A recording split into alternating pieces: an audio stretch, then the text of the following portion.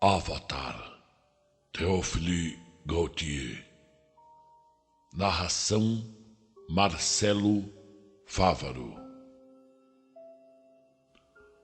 Ninguém podia compreender qual a doença que ia consumindo lentamente Otávio de Saville.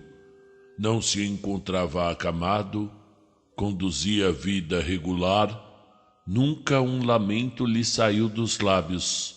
Entretanto, definhava a olhos vistos. Examinado pelos médicos, que a solicitude dos parentes o obrigavam a consultar, não acusava nenhum sofrimento determinado, e a ciência não descobria sintoma algum grave. Mas a vida se afastava dele, fugindo por uma dessas frestas invisíveis de que, segundo Terêncio, o homem está repleto. Sabe, às vezes uma singular síncope o tornava branco e frio qual mármore. Durante 1 minuto ou 2 passava por morto, mas logo se reanimava, e Otávio parecia estar despertando de um pesadelo. Fizeram uma estação de águas, viajara, mas nem mesmo sob o belo sol de Nápoles obtivera melhores resultados. Pois, onde os lazzarones seminus se bronzeavam, Otávio sentira-se gelar.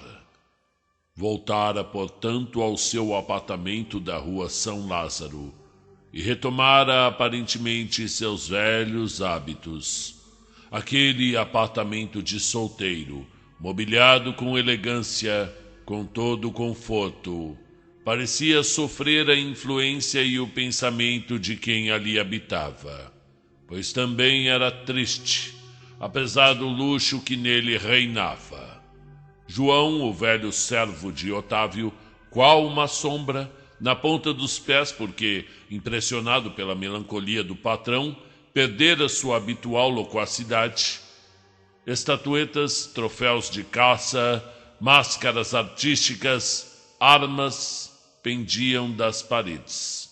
Uma carta mal começada, livros abertos permaneciam pelas mesas. Embora habitado, o apartamento parecia deserto. A vida estava ausente dali e os raros visitantes tinham a impressão de receber no rosto um sopro de ar gélido, do tipo que sai das sepulturas quando se abrem. Nessa lúgubre morada, onde jamais uma mulher jovem pusera pé, Otávio se encontrava mais à vontade do que em qualquer outra parte. O silêncio, o abandono, a tristeza, tudo lhe convinha. Fugia ao tumultuar das festas, cessara de lutar contra aquela misteriosa dor e deixara o tempo correr, entregando a Deus a solução do seu caso. Todavia, antes de assim enlanguecer, Otávio tinha sido o que se chamam de um belo rapaz. Espessos cabelos negros, crespos e brilhantes nas têmporas, olhos longos e aveludados, de um azul profundo, encimados por sobrancelhas recurvas, davam a impressão de pertencerem a algum oriental. Tez olivastra, mãos finas e delicadas, pés pequenos e arqueados. Trajava-se bem, sabia explorar seus dotes naturais e recepções, é claro. E por que esse moço belo e rico, tendo tudo para ser feliz, ia simplesmente definhando lentamente? Porque os médicos não atinavam a causa de sua moléstia, porque a alma não fora ainda selecionada nos laboratórios anatômicos de Paris. Estava nesse ponto porque, vejam, quando resolveu procurar um médico, mas um médico famoso, recém-chegado das Índias, gozando da fama de operar curas miraculosas, Otávio, porém, parecia temer esse encontro com o Dr. Baltasar Cherbonniot, que sua mãe, tão aflita, lhe recomendara. Quando o médico chegou, o jovem estava estendido no divã, debaixo de um cobertor, tendo ao lado a mesinha repleta de vidros de remédios. Não fora pela sua palidez e a atonia profunda no olhar, o seu aspecto seria de uma pessoa sadia. Embora já indiferente a tudo, a presença do médico o chocou, porque Baltasar Cherbonniot dava a impressão de uma figura fugida de um conto fantástico de Hoffmann. Rosto bastante escuro que terminava no alto num crânio enorme, cuja calvície tornava ainda mais vasto, liso e brilhante como marfim. Os raros cabelos grisalhos estavam ajeitados em mechas, junto às orelhas e à nuca. Porém, o que mais atraía a atenção eram seus olhos. Naquele rosto magro e ossudo, pele de pergaminho, onde a ciência havia impresso sua marca, eles resplandiam como duas estrelas azuis, límpidos, frescos, cheios de mocidade. Seu trajo era o mais clássico dos médicos. Casaco comprido, calças negras, camisa branca, ande no peitilho, reluzia um enorme diamante. Sua magreza era impressionante, dando-lhe um aspecto de faquir, ossudo, comprido. Passava por um dandy ou um gentleman rider. E então, meu senhor, disse o médico após um silêncio que lhe serviu para uma rápida inspeção. Já vi que o senhor não é um caso de patologia vulgar. Não tem nenhuma dessas moléstias que os médicos curam ou pioram. E depois de examiná-lo, fique certo de que não lhe darei nenhum papel rabiscado desses que os farmacêuticos tanto gostam de aviar. Otávio sorriu debilmente, mas o médico prosseguiu. Dê-me a mão. Quando Cherbonniot tomou nas suas mãos ossudas, que pareciam garras, a mão delicada e úmida do moço, este sentiu uma ansiosa emoção, pois lhe parecia que o outro lhe arrancasse a alma com aquela pressão. Meu caro senhor, sentenciou o médico, abando, dando a mão do jovem. Suas condições são muito mais graves do que está pensando. E a ciência, ao menos a europeia, nada pode fazer. O senhor não possui mais vontade de viver. Sua alma se destaca lentamente do corpo. Lentamente. É um caso raro e curioso. Se eu não me opuser, o senhor acabará morrendo sem qualquer lesão interna ou externa. Fez bem em me chamar porque o espírito está preso à matéria por um fio. Apenas um fio. Mas saberemos dar-lhe um belo nó. E o médico esfregou alegremente as mãos com um grotesco sorriso. Senhor Cherbonniot, não é? Eu não sei se vai me curar. Eu nem tenho desejo que assim o faça, mas devo confessar que de relance, a causa do misterioso estado em que eu me encontro, a vida para mim, senhor, veja, a vida para mim não passa de uma pantomima que eu represento ainda para não afligir mais minha pobre mãe, pois já me sinto fora da esfera humana. Ah, o senhor está com uma impossibilidade de viver. Diga-me, que dor lhe dilacera o fígado? De que alta ambição tombou? É muito moço para essas coisas. Foi alguma mulher, não foi? Hã? Alguma mulher o enganou? Love's Labo's Lost. Que quer dizer, se não me engano, penas de amor perdidas. Precisamente. E Otávio empalideceu ao ralar. Mas não espere nada de romanesco, doutor. É uma aventura tão comum, tão vulgar, que, bem, até me sinto acanhado em confessar a um homem tão viajado e vivido. Bom, pois bem, doutor, é isso. O senhor acertou. Eu estou morrendo de amor. Encontrava-me em Florença em 1840 e... Bom, era fins de verão. A melhor estação para se ver Florença. Eu possuía tempo, dinheiro, boas cartas de recomendação e era um rapaz bem-humorado que desejava divertir-se, por assim dizer.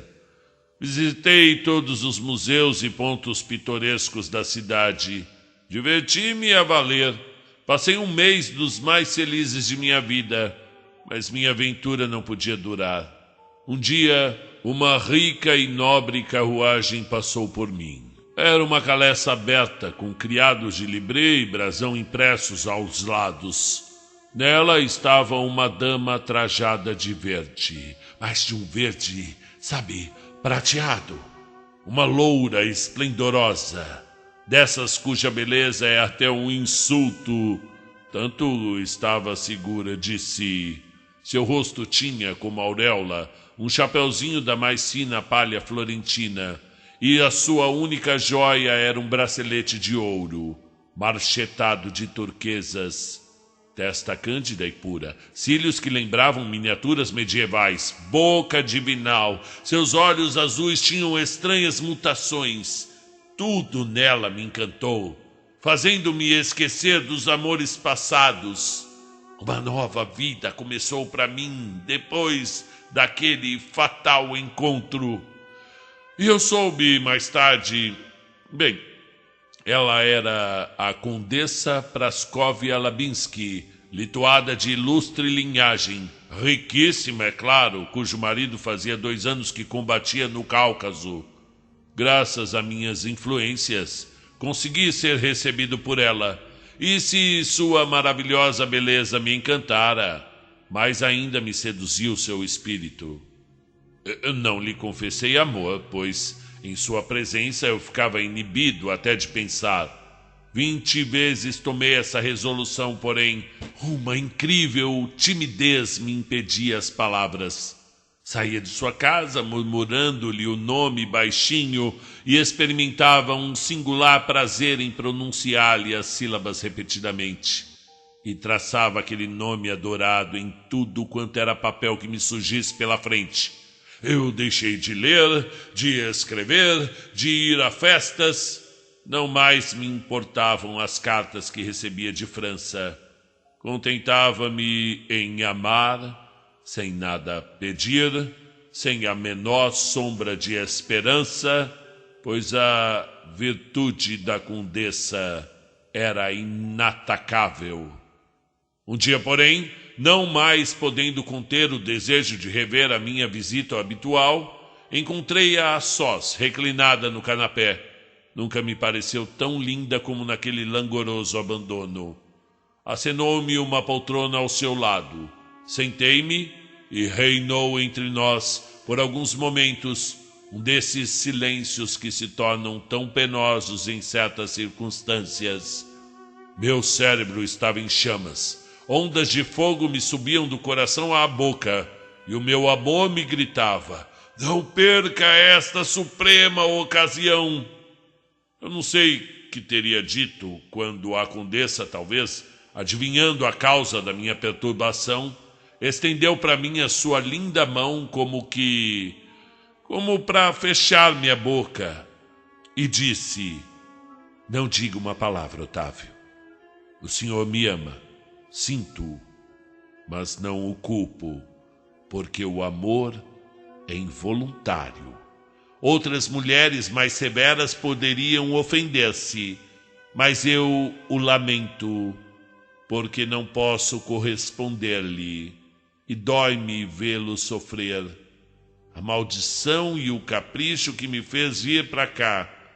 Pensei a princípio que minha indiferença podia fazê-lo desistir, mas o verdadeiro amor não recua nunca, não é?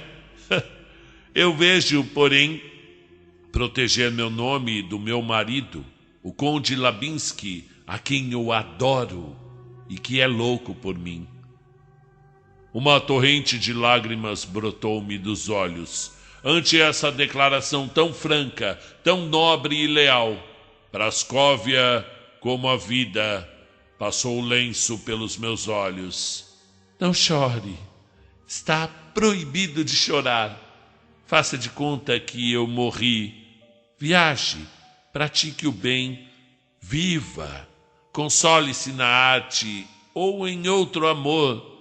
Pode continuar a visitar-me, que será sempre bem recebido, mas creio que será melhor afastar-se de mim. A distância deve ser o remédio mais adequado. Eu penso que, daqui a 2 anos, poderemos encontrar-nos sem perigo. No dia seguinte deixei Florença, mas nem as viagens, nem o estudo e tampouco o tempo tiveram força, a mínima força para diminuir-me os sofrimentos. E aqui estou, sinto-me morrer. Não me impeça, doutor. E nunca mais viu a condessa? Perguntou o médico, cujos olhos brilhavam singularmente. Não, mas ela se encontra aqui em Paris. E ao responder, apresentou um cartão de visita onde se lia: a Condessa Prascóvia Labinsky recebe às quintas-feiras. 2 anos haviam transcorrido desde que a Condessa Labinsky sustara nos lábios de Otávio a declaração de amor que ela não devia ouvir. O rapaz, caído do alto de seu sonho de amor, afastara-se, levando consigo a devoradora mágoa, e nunca mais dera notícias de si para a Prascóvia. E mais de uma vez, porém, a condessa pensara com tristeza em seu pobre admirador. Tê-la-ia esquecido? Sua alma bem formada sofria em pensar que alguém era infeliz por sua causa. Prascóvia e Olaf amavam-se desde a infância, e ao voltar ele da guerra, o amor entre ambos aumentara. Nada poderia perturbar sua felicidade. O conde era esbelto, elegante e, sob uma aparência delicada, ocultava músculos de aço. Sua presença em grande uniforme nas festas provocava a inveja dos homens e a admiração das mulheres. Era realmente um rival contra quem nada poderia fazer Otávio de Seville. Desde a sua chegada a Paris, a condessa enviara aquele cartão, e ao ver que ele não aparecia, dizia entre si com mal contido prazer: ele ainda me ama. Apesar disso, era uma mulher angelicamente pura e casta como a neve dos mais excelsos cumes do Himalaia. A sua história prova-me que qualquer esperança de sua parte seria quimérica, pois a condessa jamais correspondera ao seu amor, sentenciou o médico.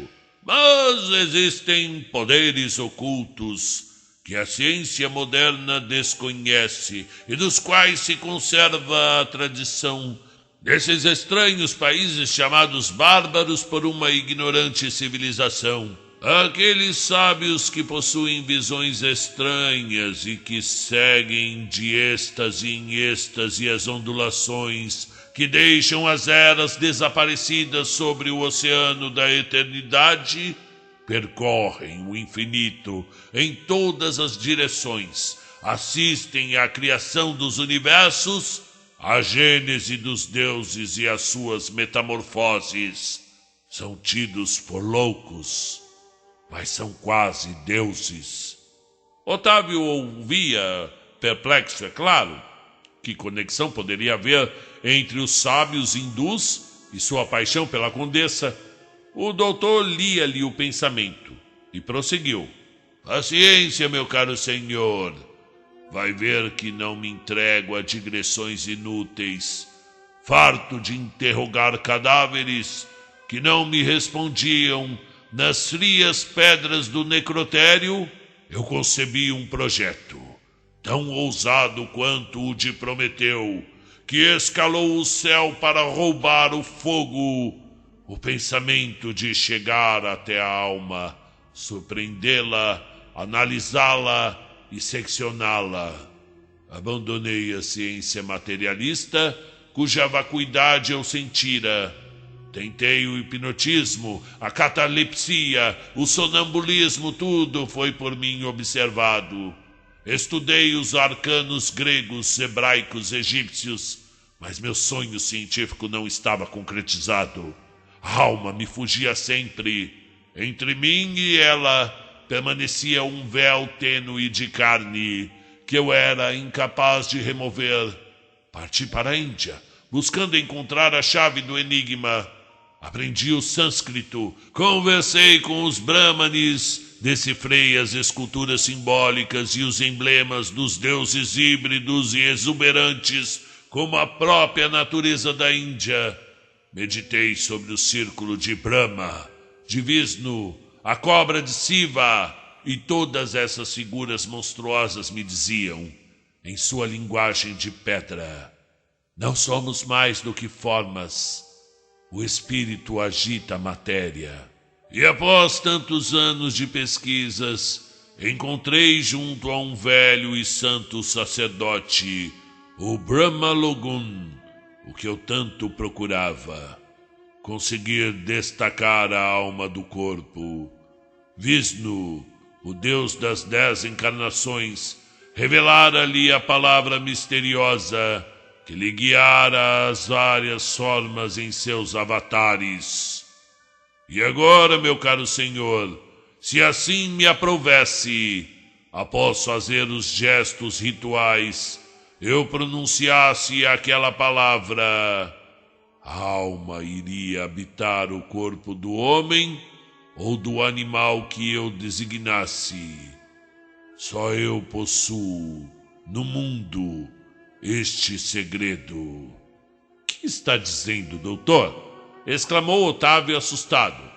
Quero dizer que a Condessa Prascóvia seria demasiado sábia se conseguisse reconhecer a alma de Otávio de Saville no corpo de Olaf Labinsky.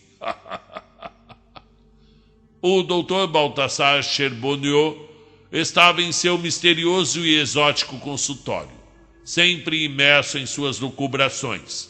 Nos cantos viam-se os mais fantásticos ídolos de todas as religiões e obras de pintores famosos, representando os 9 avatares cumpridos por Vishnu em peixe, tartaruga porco, leão de cabeça humana, anão brahmani, rã, herói combatendo gigantes, menino prodígio, em que certos sonhadores veem um Cristo hindu, e no meio da Via Láctea, esperando sua última encarnação em cavalo branco alado, cujos coices irão provocar o fim do universo. O conde Olaf Labinsky ouvirá falar nos milagres operados pelo médico, e sua curiosidade semi-incrédula despertara. As raças eslavas possuem uma tendência inata para o sobrenatural.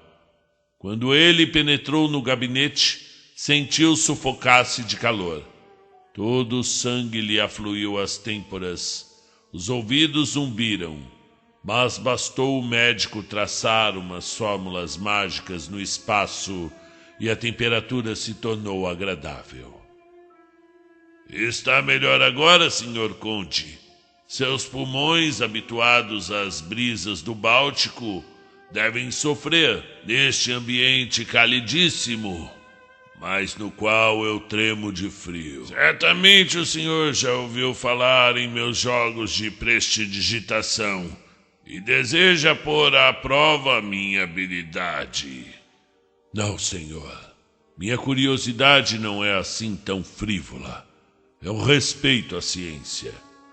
Mas eu não sou um cientista, no sentido que aqui dão a essa palavra. Apenas estudei as potências ocultas. Espreito a alma. O espírito é tudo. A matéria não existe. O universo talvez não passe de um sonho de Deus. O senhor já deve ter ouvido falar no espelho mágico, onde Mefistófeles fez o Dr. Fausto ver a imagem de Helena.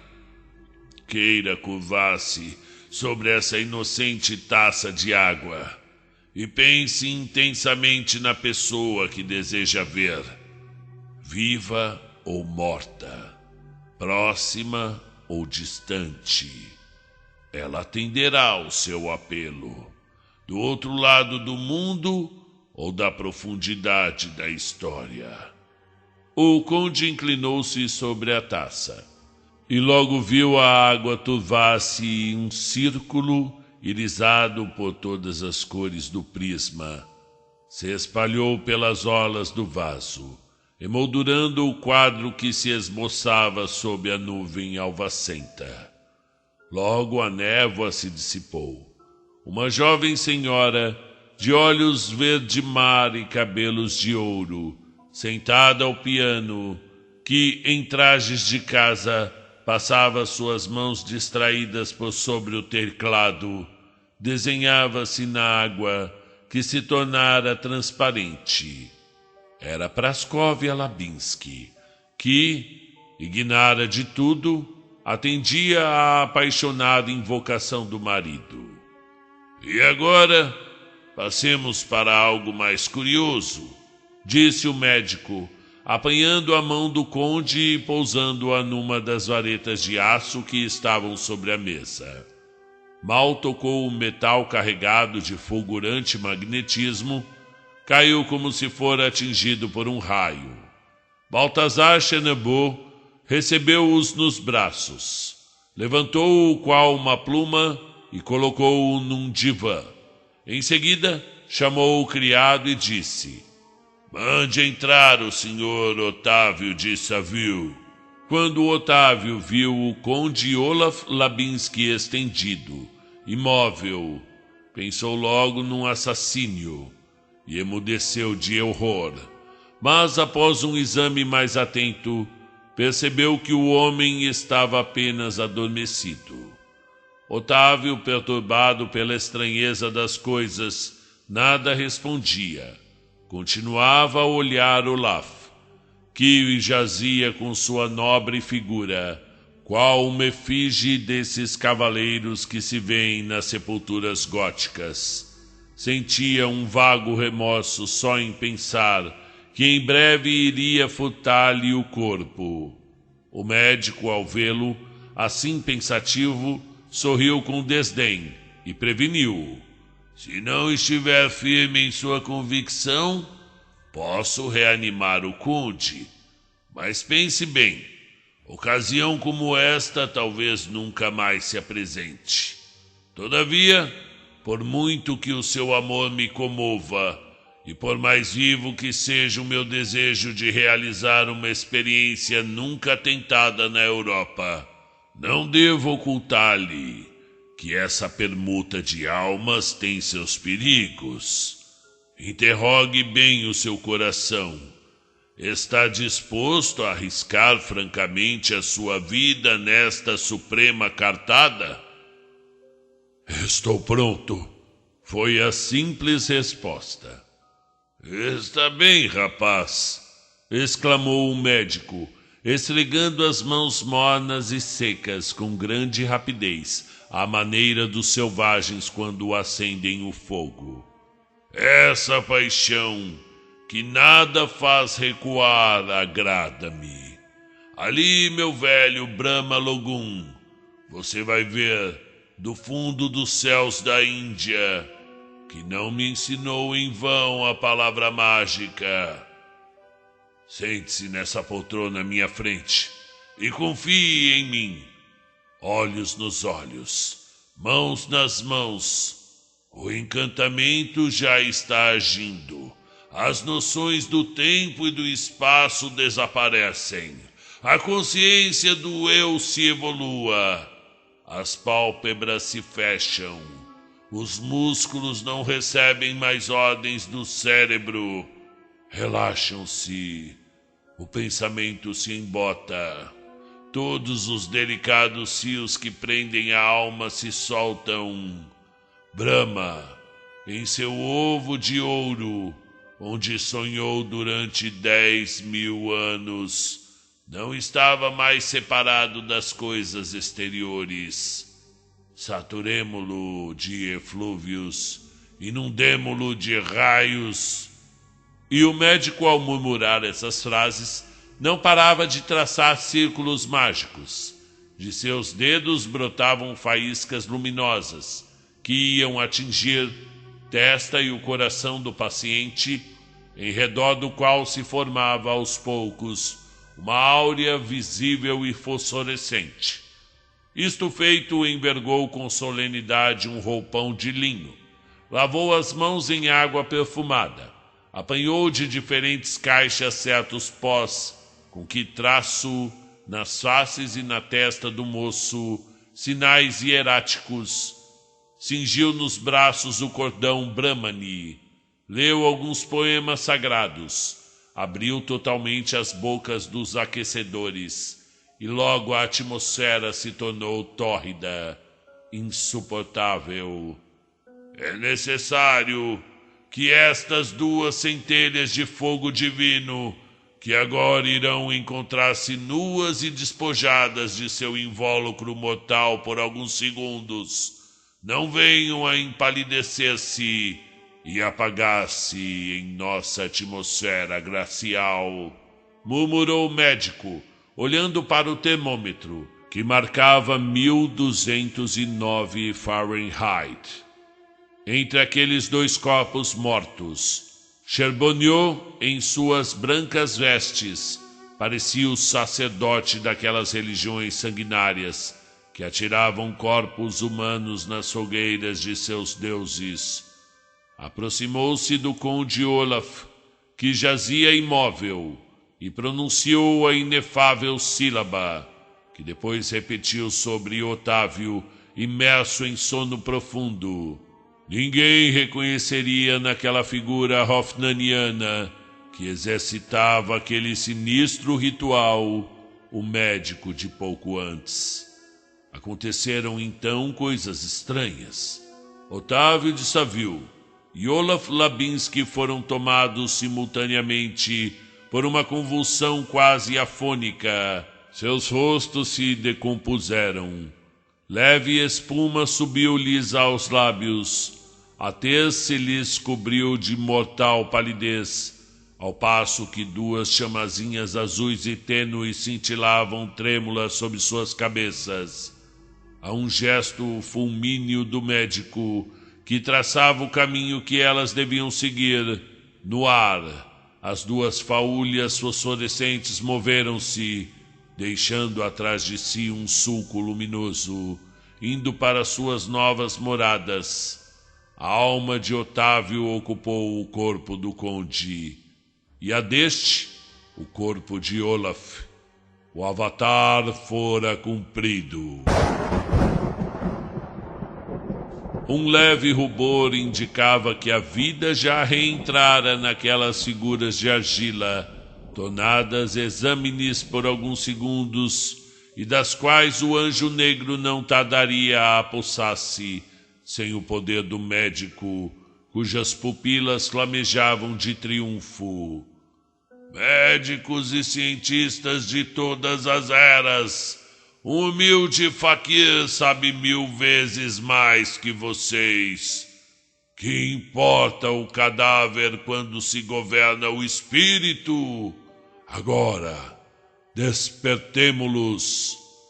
E após um singular bailado, sacudindo os dedos a todo instante, o estranho personagem fez Otávio Labinski, assim chamaremos doravante o jovem francês, despertar e sentar-se. Otávio passou as mãos pelos olhos e olhou em redor de si atonitamente, pois a sua consciência ainda estava adormecida. Quando recobrou a lucidez, a principal e primeira coisa que viu foi seu corpo, aliás, o seu próprio corpo sobre um divã. Lançou um grito e aquela voz que não era mais a sua aterrorizou-o. Então, que lhe parece a sua nova residência? Interrogou Charbonneau, depois de gozar bastante com o espanto do moço. Não deseja mais morrer? Agora as portas do Palácio Labinsky estão abertas para o senhor. Doutor, o senhor possui o poder de um deus ou de um demônio. Não tenha medo. Não lhe farei assinar nenhum pacto infernal. Nada mais simples. O que aqui ocorreu? O verbo que criou a luz pode mudar uma alma de lugar. E como pagar esse inestimável serviço, doutor? Nada me deves. Seu caso me interessava. Revelou-me um verdadeiro amor. Ande, levante-se, caminhe e veja se o seu invólucro não o embaraça. Otávio Labinsky obedeceu.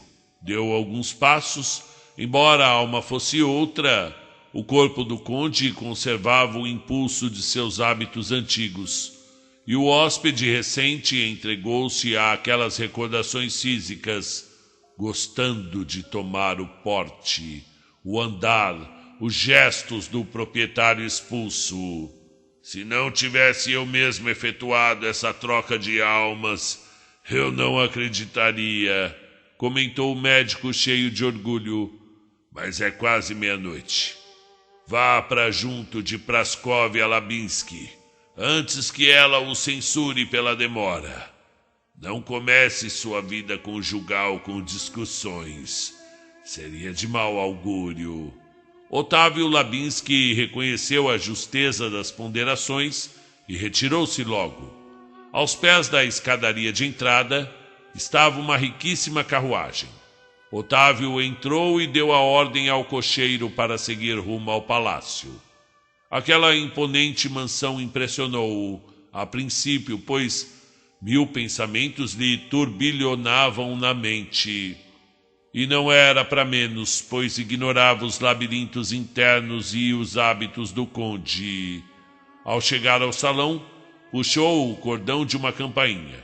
Surgiu uma camareira que lhe disse: a senhora está à sua espera. Olav de Saville, assim ficará sendo chamado agora. Olav de Saville. Saiu qual um fantasma dos limbos do profundo sono, tendo a impressão de haver sofrido um doloroso pesadelo. Os espetáculos estranhos a que assistira antes do adormecer, aquele recinto abafado, repleto de figuras estranhas e tétricas, tudo o assustava. À sua frente, porém, se encontrava Balthazar Charbonneau, sorrindo bonachão. Está satisfeito, senhor conde, com as minhas experiências? Agora acreditará que o magnetismo não é um jogo de prestidigitação, como dizem os cientistas. Olav de Saville acenou afirmativamente e apressou-se em sair. Estranhou, na verdade, a voz do cocheiro, que não tinha sotaque húngaro. Seu espírito ainda se debatia nas estranhas cenas a que presenciara e caiu numa espécie de modorra, despertando somente quando o carro parou. Isso o trouxe novamente a si. Baixou o vidro, olhou para fora e viu uma rua desconhecida, uma casa que não era sua. Onde me trouxe? Esse não é o Palácio Labinsky. Perdão, senhor, murmurou o cocheiro. Eu não entendi bem. Seu imbecil, deve estar bêbado ou louco, berrou o Olaf de Saville, empurrando o homem. Bêbado ou louco deve estar o senhor, retrucou o cocheiro. Cale-se, animal, seu bandido. Saia daqui antes que eu suje minhas mãos no sangue ignóbil de um lacaio.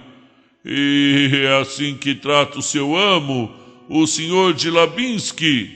Aos primeiros gritos acorrera a criadagem, e um dos fâmulos adiantou-se e disse: já que o senhor pretende ser o conde Labinsky, Olhe para cima e veja-o descer as escadas. Um suor frio banhou as têmporas de Olaf de Savil. Jovem, elegante, de rosto oval, olhos negros, nariz e os bigodes louros, o qual não era outro senão o espectro modelado pelo diabo. Dirigiu-se a ele numa atitude fria e altiva.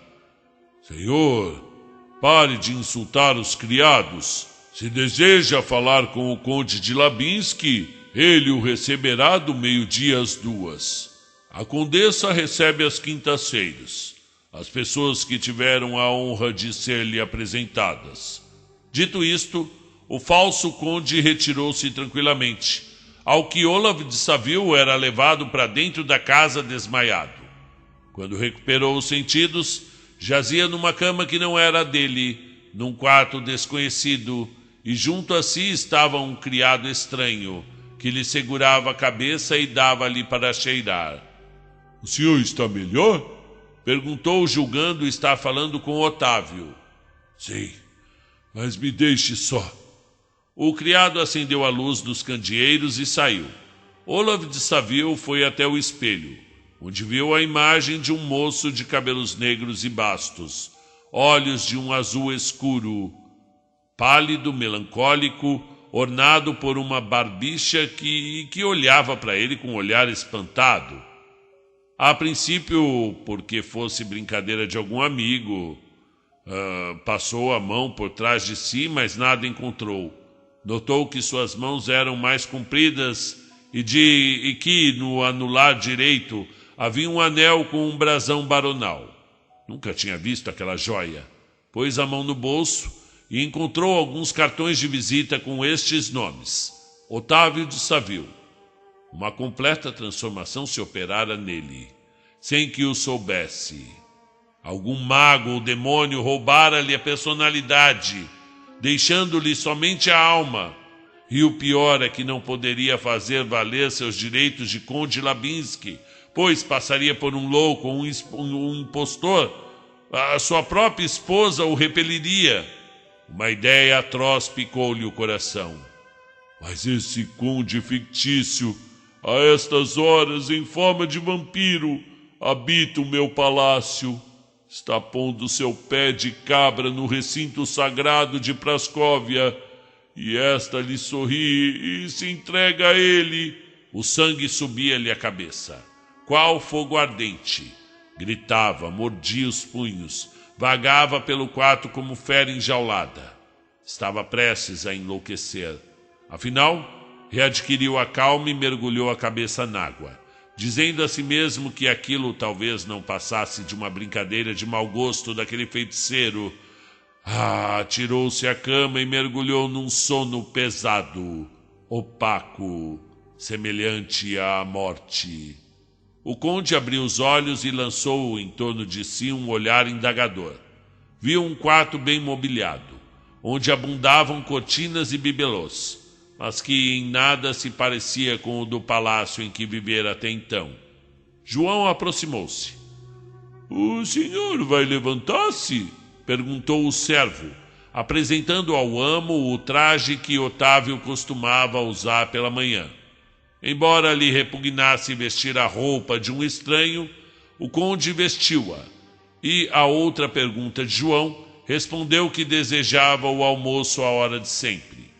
Depois abriu a correspondência, revistou as gavetas e convenceu-se de que Otávio de Savil existia mesmo e que não era nenhum fantasma. Recebeu a visita do Sr. Alfredo Humbert, que, após achá-lo algo abatido, convidou-o para uma ceia. À noite, a tristeza do conde ia aumentando gradativamente. João, o criado, tomara-o pelo patrão. Os amigos de Otávio também, mas faltava a derradeira prova. A porta abriu-se e entrou uma senhora de cabelos grisalhos, muito parecida com o retrato que se via numa das paredes da sala de estar. — Como vai o meu querido filho? Perguntou ela, sentando-se num divã. — João disse-me que você ontem chegou muito tarde, num estado de debilidade que até assustava. Cuidado, meu filho. Sabe o quanto eu amo, apesar dos desgostos que me dá em não querer confiar-me às suas penas. Não se impressione, mamãe. Não se impressione. Eu estou bem melhor hoje. A boa senhora, tranquilizada, levantou-se e saiu, pois sabia quanto o seu filho amava ficar só. Eis-me aqui, então, definitivamente, Otávio de Saville, desabou o conde quando a senhora de Saville se retirou. Ninguém reconheceu minha alma neste invólucro, mas saberei fugir desta túnica de Nesso. E porque não posso voltar ao meu palácio, vamos ver o que há nesta carteira. Ao abrir a carteira encontrada no bolso, seu espanto argumentou, como se encontrava ali o retrato de sua esposa. Aquela Prascóvia, tão religiosamente amada, teria descido de seu pedestal para entregar-se a outro? Sentia que a luz dela estava prestes a deixá-lo, louco de dor e desesperado, e foi lendo algumas frases que constavam de várias que acompanhavam o retrato, de traços incertos, talvez desenhado de memória. Jamais ela me amará. Li a sentença de morte em um meigo olhar. Que infeliz que eu sou. Eu não posso deixar de pensar em Prascóvia. Se adormeço, ela me surge em sonhos, mais bela que nunca. Ouço espectros invisíveis oficiando a missa fúnebre de meu coração morto. Ela no paraíso e eu no inferno. Oh, como é aquele estrangeiro! Que sublime vida anterior houve nele para Deus recompensá-lo dessa forma. Inútil seria ler mais. Estava claro que Prascóvia se conservara fiel. Otávio de Saville devia ter feito algum pacto com o demônio para roubar-lhe o amor de Prascóvia dessa maneira. A lembrança do Demos sugeriu-lhe uma visita ao doutor Balthasar Charbonnier. O estranho e o médico estava, como sempre, sentado de pernas cruzadas sobre o tapete, segurando um pé, embebido em suas meditações, alheio a coisas desse mundo. Ao ouvir passos, levantou a cabeça. Oh, é o senhor, meu caro Otávio. Bom sinal quando o doente vem visitar o médico. Pois sabe muito bem que eu não sou o Otávio, mas sim o conde Olaf Labinski, porque ontem, nesta mesma sala, o senhor roubou-me o corpo mediante suas exóticas bruxarias, retrucou o conde cego de raiva. O médico prorrompeu numa gargalhada convulsa, depois disse secamente: Eu estou vendo que preciso mudar de tratamento, pois sua melancolia está se tornando uma loucura. Eu não sei o que me contém que o não estrangule, médico do inferno. Charbonneau, sorrindo, tocou-lhe o braço com uma varinha. Olaf de Saville recebeu o tamanho choque que lhe pareceu ter partido o braço. Oh, nós temos meios de reduzir a impotência aos doentes recalcitrantes, disse o médico, lançando no moço um olhar gelado como as duchas que domam os loucos. Vá para casa e tome um banho para acalmar sua superexcitação. O conde, atordoado pelo choque elétrico, foi procurar o Dr. B em Passy. Encontro-me preso de forte alucinação, disse-lhe. Quando eu olho para o espelho, meu rosto me parece com traços diferentes. Eu tenho a impressão de não ser mais eu mesmo. E em que aspecto se vê? O engano pode ser dos olhos ou do cérebro. Eu me vejo com cabelos negros, olhos azuis, rosto pálido e barba negra. É o que o senhor é na realidade. Então o que eu devo fazer? Não estou louco, eu tenho certeza. Eu sou o conde Olaf Labinski, mas desde ontem me chamam de Otávio de Saville. É exatamente o que eu penso. O senhor é Saville e julga-se Labinsky. Venha passar 15 dias em minha clínica. Os banhos, o repouso, o convívio com a natureza dissiparão esses fluidos. O conde agradeceu e prometeu voltar. Não sabia mais o que pensar de seu caso. Ao reentrar em seu quarto, viu casualmente o convite da condessa Labinsky. Com esse talismã, murmurou, poderei vê-la amanhã. Enquanto o conde vivia as torturas do inferno, Otávio de Labinsky se encontrava no paraíso terrestre. Seguiu-se e penetrou no recesso de sua deusa. Junto à janela, num delicioso abandono, os cabelos soltos pelos ombros, radiante de vício e beleza, esperava-o Praskovia Labinsky numa visão de sonho. E naquela displicência era ainda mais bela do que em Florença. Se Otávio não estivesse já louco de amor, teria ensandecido ali. A angústia saía-lhe à garganta, emudecendo-o. Mas reagiu e adiantava-se a passos resolutos. É você, Olaf? Veio muito tarde esta noite, exclamou ela sem voltar-se, pois a camareira estava ajeitando-lhe as tranças. Otávio Labinsky apanhou a mão suave como uma flor, que ela lhe estendia, e imprimiu-lhe um beijo ardente onde todo o fervor de sua alma estava. Não sabemos que instinto de divino pudor, que irracional intuição lhe brotou do coração, mas a mulher retirou logo a mão, entrepejada e indignada. Os lábios de Otávio haviam produzido a sensação de ferro em brasa. Entretanto, logo reagiu e sorriu de sua própria puerilidade. Você não me responde, caro Olaf. Sabe que já faz mais de 6 horas que não o vejo, disse. Nunca me abandonou tanto assim. Pensou em mim, ao menos? Sempre, respondeu o moço, e era verdade. Oh, não, eu sei quando você pensa deveras em mim. Esta noite, por exemplo, quando eu estava ao piano, percebi sua alma voejar perto de mim. Por isso não minta, pois eu adivinho seus pensamentos. Praskovia, com certeza, referia-se ao instante em que Olaf lhe evocara a imagem, no laboratório do médico.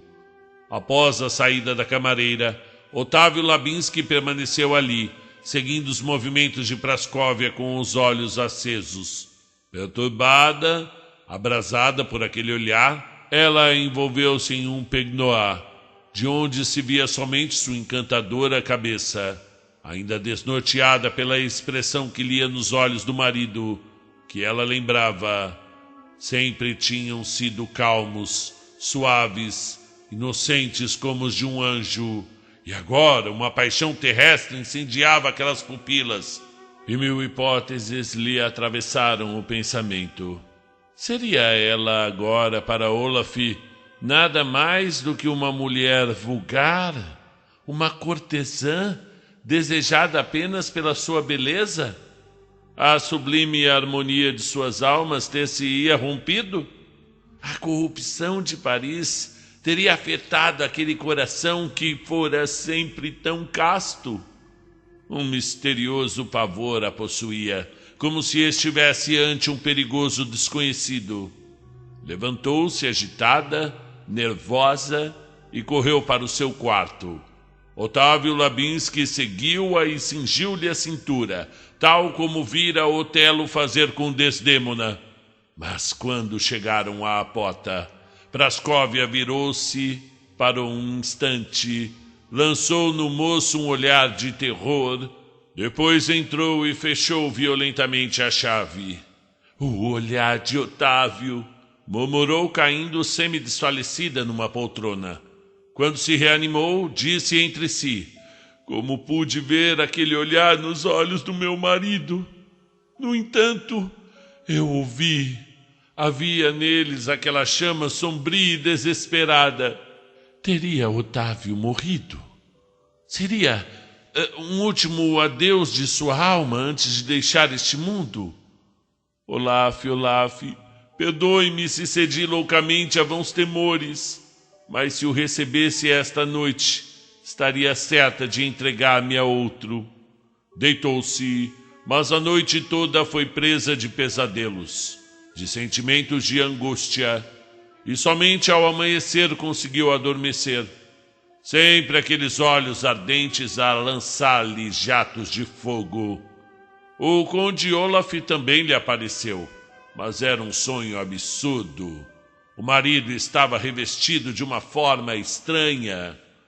Não tentaremos descrever a desilusão de Otávio ao dar com a cara na porta, é claro. A sua suprema esperança desmoronava-se. Recorrera a potências infernais, arriscando sua vida neste mundo e a própria salvação eterna no outro, para conquistar uma mulher que afinal lhe fugia das mãos. Fora repelido como amante e agora o era também como marido.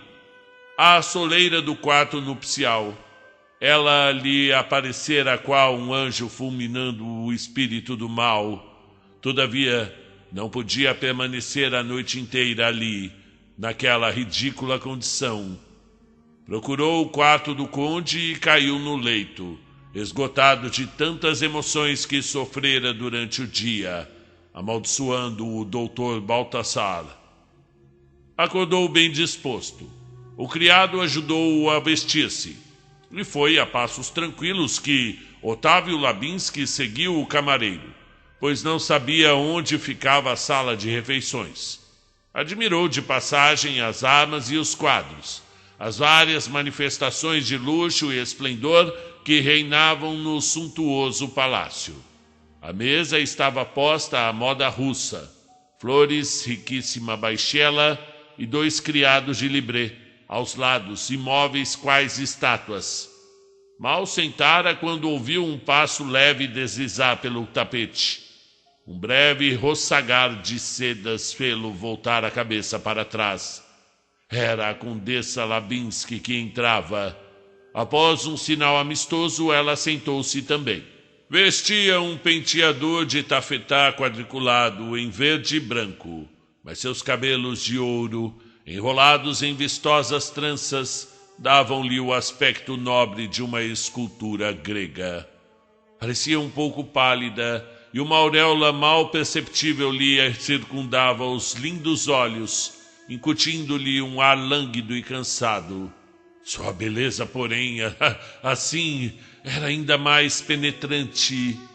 Tinha algo de humano. A deusa se tornava mulher. Otávio moderou o ardor de suas pupilas. Disfarçou o seu mudo êxtase com a máscara da indiferença. A condessa, sacudindo levemente os ombros, como que desejando repelir um último calafrio de febre, fixou os belos olhos naquele homem que julgava seu marido, e com voz harmoniosa e meiga, plena de carícias, disse-lhe uma frase em polonês. Em Florença ela lhe falara sempre num francês ou no italiano. A ideia de aprender o idioma de Mickiewicz nunca lhe ocorrera. O pobre enamorado ficou. Sim, respondeu o verdadeiro Savio. Está louco de amor. Positivamente, Condessa Prascóvia, você é demasiado bela. 2 horas depois dessa cena, o falso conde recebeu uma carta, com o sinete de Otávio de Savio. Continha poucas linhas, que denotavam grande nervosismo de parte de quem as escrevera. Lida por qualquer outra pessoa, esta carta poderia parecer vinda de um manicômio, mas o senhor me compreende. Circunstâncias jamais vistas no mundo obrigam-me a escrever a mim mesmo. De que tenebrosas maquinações eu tenha sido vítima eu ignoro, mas o senhor deve saber. E este segredo, se o senhor não for um covarde, vai perguntar-lhe na ponta do cano de minha pistola. Onde nós 2 deve morrer amanhã? Este vasto mundo é pequeno para conter-nos a ambos. Eu matarei o meu corpo, habitado pelo seu espírito impostor, ou o senhor matará o seu, onde a minha alma se revolta por ali estar presa. E não tente fazer-me passar por louco, pois onde eu o encontrar, o insultarei. As minhas testemunhas irão entender-se consigo, quanto à hora, o local e as condições. O desafio deixou Olaf de Stavio perplexo. Repugnava-lhe bater-se contra si mesmo antes de ser insultado publicamente. Resolveu aceitar o duelo. Mas onde ir buscar suas testemunhas? Apanhou 2 cartões de visita ao acaso. Eram todos de nobres estrangeiros, o que atestava a vida nômade de Olaf, que tinha amigos em todos os países. Apanhou 2 sem escolher. Eram do Marquês de Sepúlveda e do Conde Zamoyekzik. Ambos aceitaram a missão. De sua parte, o falso Otávio também esbarrava com dificuldades, mas, usando a mesma tática do rival, escolheu Alfredo Humbert e Gustavo Rimbaud, embora estes estranhassem tal atitude num homem que fazia 1 ano que vivia recluso. Quando tudo ficou estabelecido, era quase meia-noite. Otávio bateu de leve à porta do quarto de sua esposa, que recusou recebê-lo, aconselhando-o a voltar depois de reaprender a língua polonesa. Na manhã seguinte, o Dr. Charbonneau veio buscá-lo em companhia das testemunhas. Subiram ambos num carro, enquanto o conde e o marquês seguiam num coupé. Então, meu caro Otávio, a aventura virou tragédia? Disse o médico. Eu devia ter deixado o conde dormir 1 semana em meu divã, mas sempre nos esquecemos de algo, não é? E agora conte-me, como a condessa Prascóvia recebeu seu apaixonado de Florença em sua transfiguração? Creio que me reconheceu, apesar da metamorfose. Me reconheceu. Ou seu anjo da guarda lhe murmurou algo ao ouvido, porque encontrei a casta e pura como a neve polar. Sinto-me ainda mais infeliz de quando a visitei pela primeira vez. E quem poderá assinalar os limites da alma, não é? Murmurou o médico pensativo. Ainda mais quando ela se conserva incontaminada pelo barro humano, tal qual saiu das mãos de Deus, na luz, na contemplação do amor. Sim, ela o reconheceu. Seu instinto a protege. Eu tenho pena de si, pobre Otávio, pois seu mal é realmente sem cura. Se estivéssemos na Idade Média, eu lhe aconselharia o claustro. Pois eu já pensei nisso. Tinham chegado. Aquela hora matutina, o bosque apresentava um aspecto pitoresco, mas a poesia da natureza, em toda a beleza de seu despertar, pouco impressionou os 2 adversários e suas testemunhas. A vista do Dr. Charbonneau causou desagradável impressão no conde Labinski, que soube, porém, dominar-se. Mediram as espadas e designaram os lugares dos combatentes, que em mangas de camisa puseram-se em posição de guarda, ponta contra ponta. Vamos, senhores! Gritaram as testemunhas. O duelo começou, mas suas condições eram sobremaneira estranhas para os adversários, que tinham à sua frente cada qual seu próprio corpo. Surgiram vários ataques de parte a parte bem contidos. O conde, graças à sua educação, era um ótimo esgrimista, mas não contava com um braço firme para obedecer-lhe. Otávio, ao contrário, no corpo do conde, sentia um vigor que jamais possuíra. Olaf lançava golpes ousados, porém Otávio, mais frio e mais calmo, inutilizava-lhe os esforços. A cólera começava a apoderar-se do conde, que desejava a todo custo matar aquele corpo impostor, mesmo ao preço de permanecer para sempre Otávio de Saville. E sem meditar no perigo, tentou num só golpe atravessar o corpo e a alma do rival, mas este conseguiu desarmá-lo, atirando-lhe a espada distante.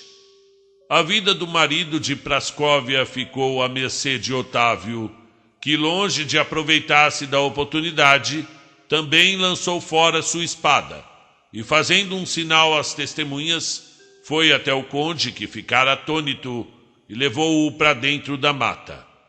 Por que você não me matou? Indagou o conde. Já não sabes muito bem que o sol não deve projetar nossas duas sombras na arena e que a terra deverá tragar um de nós? Ouça-me com paciência, retrucou Otávio. A sua felicidade está em minhas mãos. Eu posso guardar para sempre este corpo que lhe pertence. Se recomeçarmos a luta, eu vou te matar. O conde Olaf Labinski é mais sorte do que Otávio de Saville, que o senhor anda encarnando. Eu sentirei muito em matá-lo, só em pensar a dor que causaria à minha mãe. Além disso, já deve saber que durante 3 anos morri de amores pela condessa Labinski, sem esperança alguma. É claro que eu sei, respondeu Olaf, mordendo os lábios de ódio. Pois bem, para chegar até ela eu recorri ao Dr. Charbonneau, que realizou por mim uma obra prodigiosa, um milagre de estarrecer todos os taumaturgos do mundo. Após adormecer a ambos, trocou-nos as almas. E vou te dizer, foi um milagre inútil. Prascóvia não me ama. No corpo do esposo, reconheceu a alma do amante. Otávio falava com tamanho poder de convicção e de suas palavras transparecia tanta mágoa que o conde ficou comovido e acreditou no que dizia. Eu sou um homem apaixonado, sim, mas nunca um ladrão, acrescentou o moço, já que aquilo que eu mais desejo na terra não pode me pertencer. Eu não sei por que continuar de posse do que é seu. Vamos, dê-me o braço, mostremo-nos reconciliados, agradeçamos às testemunhas, levemos conosco o médico e retornaremos ao laboratório mágico de onde saímos transfigurados. O velho Brahmani saberá bem desmanchar o que fez. E, sustentando ainda seu papel de conde Labinski, Otávio disse às testemunhas: Senhores, meu adversário e eu nos reconciliamos. Nada para esclarecer bem as ideias como cruzar espadas. E durante o percurso para a casa do médico, Otávio perguntou a este: Caro doutor, vou pôr à prova mais uma vez a sua ciência. Precisa reintegrar nossas almas em seus respectivos domicílios naturais. Não lhe será difícil, dado o seu poder sobrenatural. Sim, claro.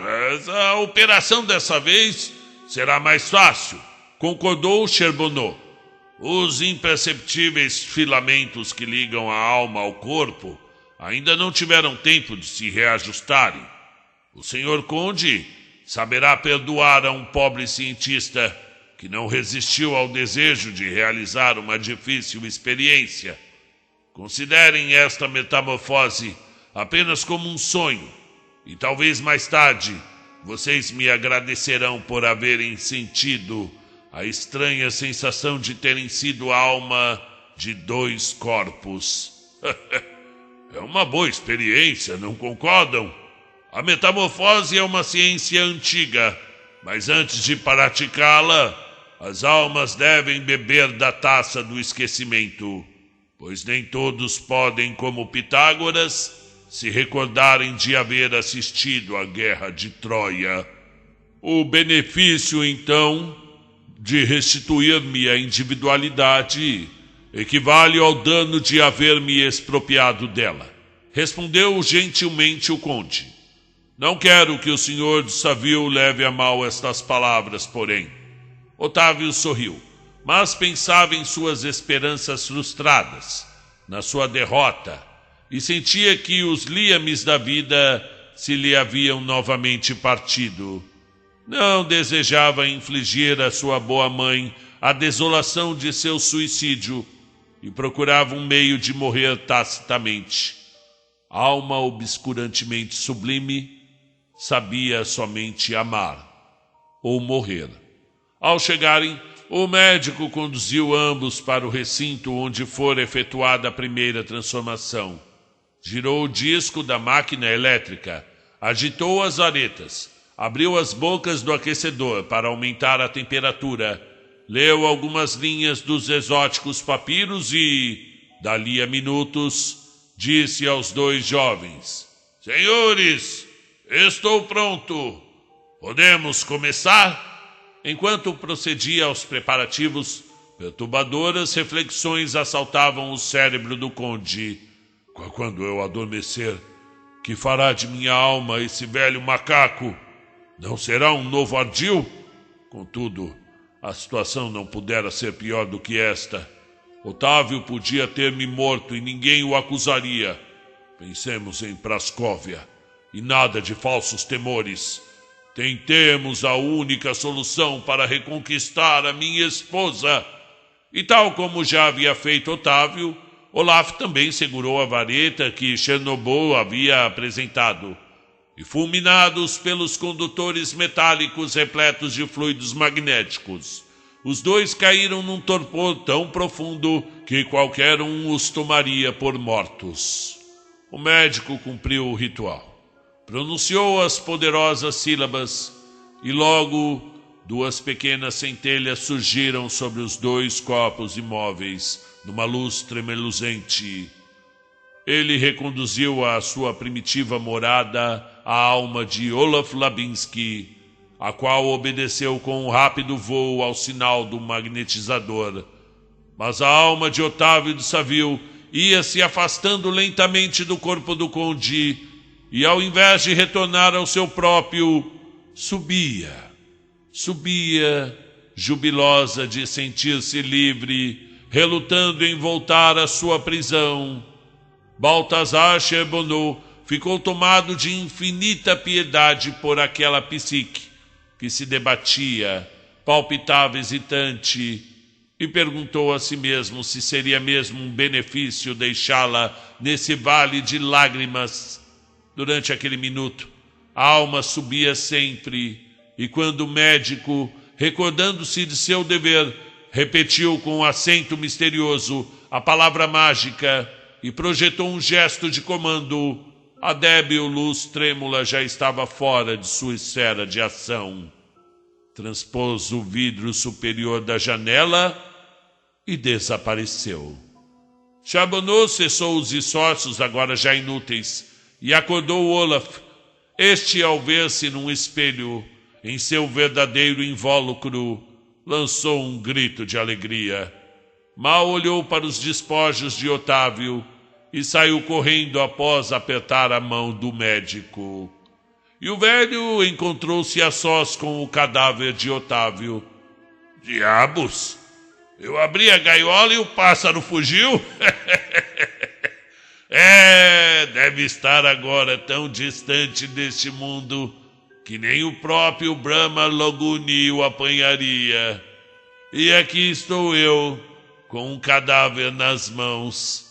Poderia dissolvê-lo num banho corrosivo, mas depois... E aqui uma ideia luminosa brilhou o espírito do médico. Apanhou uma pena e escreveu velozmente algumas linhas numa folha de papel que guardou na gaveta da mesa. Eis o que escrevera.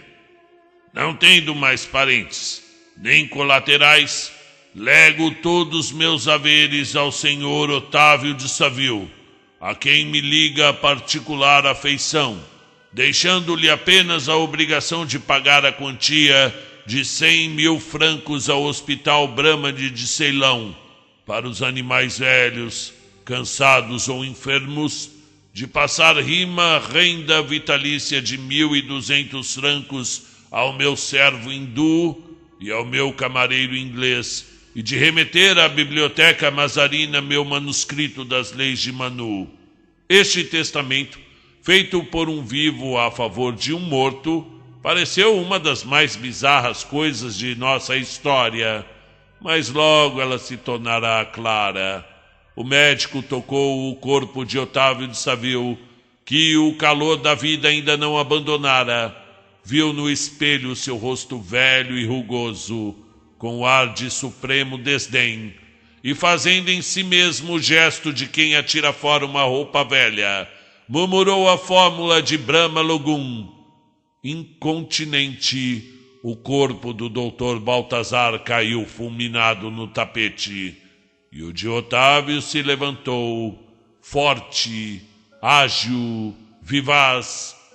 Otávio Charbonneau permaneceu algum tempo contemplando seus magros restos mortais, ressequidos, ossudos, lívidos, que, não mais escorados pela alma poderosa onde estivera até então, exibiam os sinais de uma extrema senilidade e tornaram logo o aspecto cadavérico. Adeus, pobre farrapo humano, mísero invólucro que arrastei durante 70 anos por todas as partes do mundo. Você me prestou bons serviços e deixo-o com alguma tristeza, mas neste jovem envoltório, que minha ciência saberá tornar robusto, ainda poderei trabalhar, estudar, ler mais palavras do grande livro, sem que a morte o feche a página mais atraente, dizendo: basta. E depois dessa oração fúnebre, dirigida a si próprio, Otávio Charbonneau saiu tranquilamente para ir tomar posse de sua nova residência. E no dia seguinte, revestido de sua nova aparência, apanhou seu antigo corpo ao cemitério, viu-se enterrar, ouviu com ar compungido muito bem simulado os discursos que foram pronunciados à beira de sua cova e nos quais se deplorava a irreparável perda que sofrera a ciência. E depois voltou para a rua São Lázaro e esperou a abertura do testamento escrito ao seu próprio favor. E nos jornais, entre os quais os fatos do dia, lia-se: o Dr. Baltazar Charbonneau, bastante conhecido pela sua longa permanência na Índia, seus conhecimentos filológicos, suas curas maravilhosas, foi encontrado morto ontem em seu gabinete. O exame minucioso do cadáver eliminou inteiramente qualquer suspeita de crime. O senhor Charbonneau sucumbiu, sem dúvida, devido a excessivos trabalhos intelectuais, ou talvez por causa de alguma audaz experiência. Bem, dizem que um testamento hológrafo, descoberto na escrivaninha do médico, deixou à biblioteca Mazarina preciosos manuscritos e constitui seu herdeiro universal um jovem pertencente à respeitável família, o senhor O.de.S. Fim do conto. Avatar, de Théophile Gautier. Que interessante. Precursor, né? Sabe o que me fez lembrar? Vocês vão concordar comigo, aquele filme dos anos 2000, maravilhoso, incrível, com o John Travolta e o Nicolas Cage. Cara, que filme incrível. A dupla face, não é?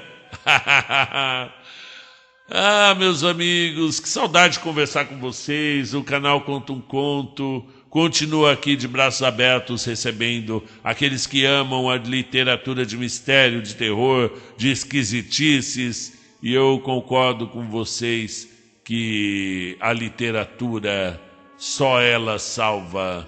Comente o que achou e se você assistiu esse filme aí, para mim era um dos preferidos. Aliás, eu gosto muito do Nicolas Cage. Eu sei que é uma opinião polêmica, mas o Nicolas é aquele, né? Ou o filme é uma porcaria, ou o filme é bom. O Senhor das Armas é muito bom, Cidade dos Anjos. O que mais? Que vocês gostam?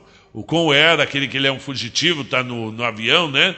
Voltando para casa. Puxa, aquele lá com o Danny Trejo, aquele ator incrível também. Até o John Cusack eu gosto muito também, né? Que participou desse filme do Conway e depois fez aquele filme da história do Stephen King, né? O 1408. Também fez muito bem. E o Nicolas Cage faria também muito bem esse filme aí. Aí a gente já está entrando na área de maluquice aqui, conversa de boteco, conversa jogada fora. Mas a literatura, eu já disse algumas vezes, tem que ser assim, né, pessoal? Deve ser material do povo bater papo assim na fila do ônibus, porque a gente só fica conversando hoje em dia o que o algoritmo manda a gente conversar. Vocês concordam comigo, não concordam? Porque veja só, o Orkut ele acabou porque as pessoas pararam de usá-lo. Confere? Ok. E as redes sociais aprenderam bem essa lição. Então elas não vão se deixar virar um Orkut. Para isso, mesmo que as pessoas comecem a parar de usar aquela rede, vamos supor, o Facebook, né? Ela cria, isso é uma teoria, né, da internet morta, ela cria vários robôs que vão interagindo para que dê a impressão de que você está numa sala cheia de gente comentando sobre determinado assunto e quando na verdade você está sozinho naquela sala. Você está falando com 40 pessoas, na verdade você está falando com 40 robôs. E esses robôs que induzem a gente, manipulam a gente a comentar e ficar discutindo sobre determinado assunto. E parece, hoje em dia, está tão deslavada essa percepção, porque a coisa é meio que semanal. Você fica uma semana sendo bombardeado por aquele assunto no seu algoritmo e você acha, sinceramente, que aquilo é orgânico e que você realmente se interessa por aquele assunto, quando na verdade ele está sendo apresentado para você de maneira automática. Então você está lá uma semana falando de um pastor mirim, e aí vira domingo e de repente o pastor mirim some. O algoritmo ele para de apresentar para você aquele assunto, porque automaticamente ele já te oferece outra. Aí você fica uma semana falando sobre bebê reborn, como se fosse algo orgânico, quando na verdade você está sendo levado a falar sobre aquele assunto, está sendo obrigado a falar daquele assunto, e aí de repente some também o bebê reborn, aí entra uma influencer aí, a separação de não sei quem, de uma pessoa que você na verdade nunca tinha ouvido falar, mas aí quando você se vê, você está falando sobre a separação e achando que aquilo, quem está escolhendo conversar sobre aquilo, é você, quando na verdade é o próprio algoritmo ali, e pode ter certeza que semana que vem outro assunto, eles param de fornecer material sobre aquela pessoa e já começa a fornecer sobre outra, e você vira aquele ratinho dentro da roda ali, correndo, digitando. Bom, a literatura, ela te dá a oportunidade de vislumbrar algo além dessa roda que você está correndo aí, que você está rodando. Comente aí o que você achou e até a próxima.